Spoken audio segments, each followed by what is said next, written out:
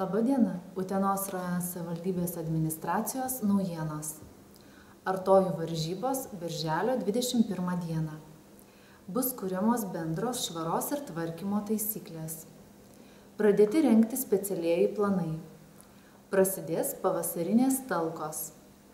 Paskutinės dienos teikti deklaracijas. Skelbiamas konkursas vaikų vasaros poilsio organizavimo projektams finansuoti 2013 metai. Vyko akcija Surink 2013. Išnuomojamas pastatas. Vyks Europos egzaminas. Artojų varžybos birželio 21 dieną. Utenos rajono savivaldybės administracija kartu su Lietuvos žemės ūkio konsultavimo tarnybos rajono biuru kasmet Utenos rajono savivaldybėje organizuoja arimo varžybas. Šiais metais jos vyks birželio 21 dieną Dusynių kaime, Mečislovo Bučelio ūkyje. Jų pradžia 10 val. Utenos rajono artojai, pageidaujantys varžytis dėl nugalėtojo titulo ir prizo, bei galimybės atstovauti rajonui respublikinėse artojų varžybose iki šių metų birželio 14 dienos turi pranešti Utenos rajono savivaldybės administracijos kaimo plėtros skyriui telefonu 8389 63892. Bus kuriamos bendros švaros ir tvarkymo taisyklės. Utenos miesto seniūnija parengė tvarkymo ir švaros taisyklių redakciją. Taisyklės 2013 metais gegužės 30 dieną bus teikiamos svarstyti ir tvirtinti Utenos rajono savivaldybės tarybai. Utenos miesto tvarkymo ir švaros taisyklės nustato bendruosius Utenos miesto švaros ir tvarkos reikalavimus. Taisyklių privalo laikytis visi miesto gyventojai ir Utenos svečiai. Tai bendras visiems miestiečiams skirtas dokumentas, todėl visi neabejingi Utenai kviečiami dalyvauti jo kūrime. Utenos seniūnija laukia jūsų pastabų, pasiūlymų iki 2013 metų gegužės 6 dienos elektroniniu paštu, kurį matote apačioje. Su taisyklėmis galima susipažinti Utenos rajono savivaldybės administracijos interneto svetainėje adresu www.utena.lt. Pradėti rengti specialieji planai. Pradėti rengti Utenos miesto Aukštakalnio, Naujasodžio, Statybininkų, Vyturių, Smėlio, Krašonos, Dauniškio ir mikrorajono tarp Aušros, Antano Baranausko ir Maironio gatvių, daugiabučių namų kvartalų, susisiekimo ir socialinės infrastruktūros plėtros bei teritorijos tvarkymo reglamentų nustatymo specialieji planai. Planavimu siekiama priskirti teritorijas prie daugiabučių arba jų grupių ir išnagrinėti šių teritorijų infrastruktūros objektus, išskirti susisiekimo infrastruktūros priklausomųjų želdynų su socialinės infrastruktūros objektais teritorijas. Specialiųjų planų rengėjai uždaroji akcinė bendrovė Urbanistika.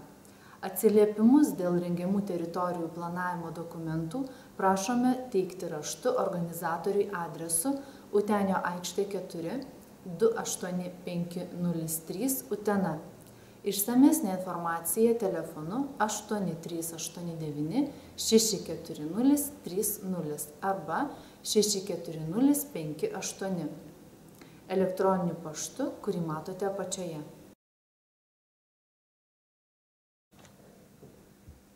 Maišus su šiukšlėmis iš priskirtų valyti viešųjų plotų išveš uždaroji akcinė bendrovė Utenos komunalininkas, tačiau talkininkai juos turėtų palikti matomuose ir lengvai privažiuojamuose vietose. Taip pat užbaigus valyti atsakingas už talką asmuo apie darbų atlikimą turėtų informuoti Utenos miesto seniūniją telefonu 8389 64038. Primename, kad asmenys turintys sklypus gyvenamojo namo ar kitokios paskirties statiniui statyti ir dar nepradėjo statybos darbų, privalo sklypą prižiūrėti.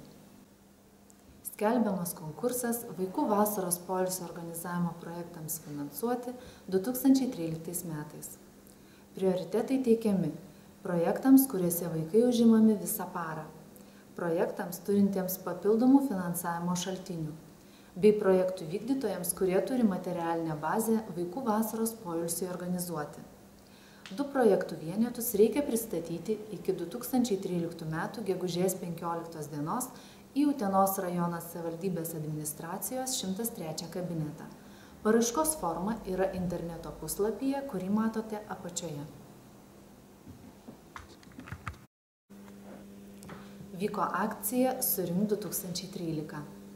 Balandžio pradžioje Utenos rajono savivaldybės administracijos viešosios tvarkos skyriaus ir Utenos rajono savivaldybės visuomenės sveikatos biuro specialistai vykdė prevencinę akciją Surink 2013, raginančią gyvūnų savininkus surinkti augintinių ekskrementus.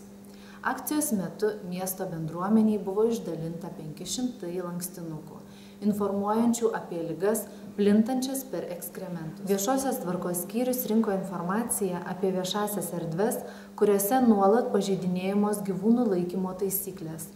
Gauti 32 gyventojų pranešimai, kurie perduoti uždarai akciniai bendroviai Utenos komunalininkas ir Utenos rajono savivaldybės administracijos aplinkos apsaugos ir civilinės saugos skyriui. Vyks Europos egzaminas.